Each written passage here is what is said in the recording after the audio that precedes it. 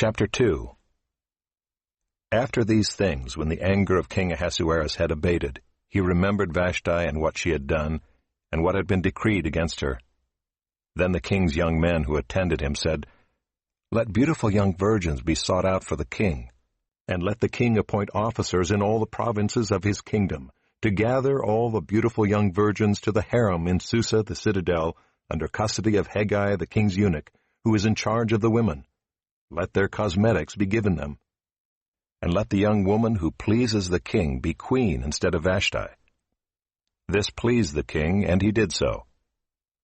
Now there was a Jew in Susa the citadel, whose name was Mordecai, the son of Jair, son of Shimei, son of Kish, a Benjaminite, who had been carried away from Jerusalem among the captives carried away with Jeconiah king of Judah, whom Nebuchadnezzar king of Babylon had carried away. He was bringing up Hadassah, that is, Esther, the daughter of his uncle, for she had neither father nor mother. The young woman had a beautiful figure and was lovely to look at, and when her father and her mother died, Mordecai took her as his own daughter.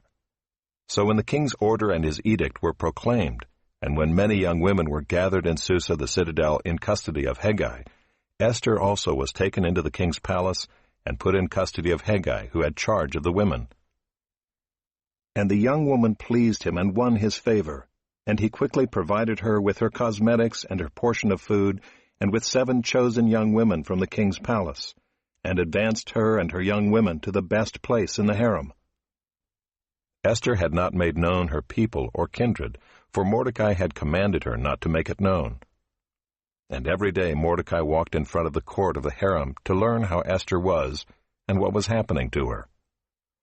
Now when the turn came for each young woman to go into King Ahasuerus, after being 12 months under the regulations for the women, since this was the regular period of their beautifying, 6 months with oil of myrrh, and 6 months with spices and ointments for women, when the young woman went in to the king in this way, she was given whatever she desired to take with her from the harem to the king's palace. In the evening she would go in, and in the morning she would return to the second harem, in custody of Sheashgaz, the king's eunuch, who was in charge of the concubines. She would not go into the king again, unless the king delighted in her, and she was summoned by name. When the turn came for Esther, the daughter of Abihail, the uncle of Mordecai, who had taken her as his own daughter, to go in to the king, she asked for nothing except what Hegai, the king's eunuch, who had charge of the women, advised. Now Esther was winning favor in the eyes of all who saw her.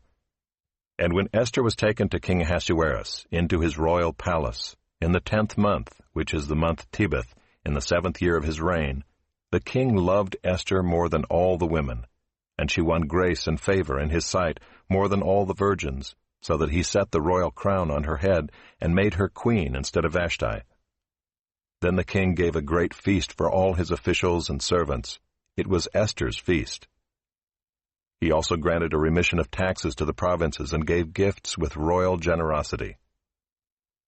Now when the virgins were gathered together the second time, Mordecai was sitting at the king's gate. Esther had not made known her kindred or her people, as Mordecai had commanded her, for Esther obeyed Mordecai just as when she was brought up by him.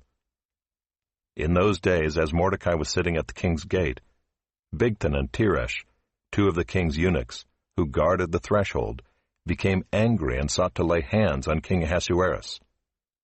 And this came to the knowledge of Mordecai, and he told it to Queen Esther, and Esther told the king in the name of Mordecai.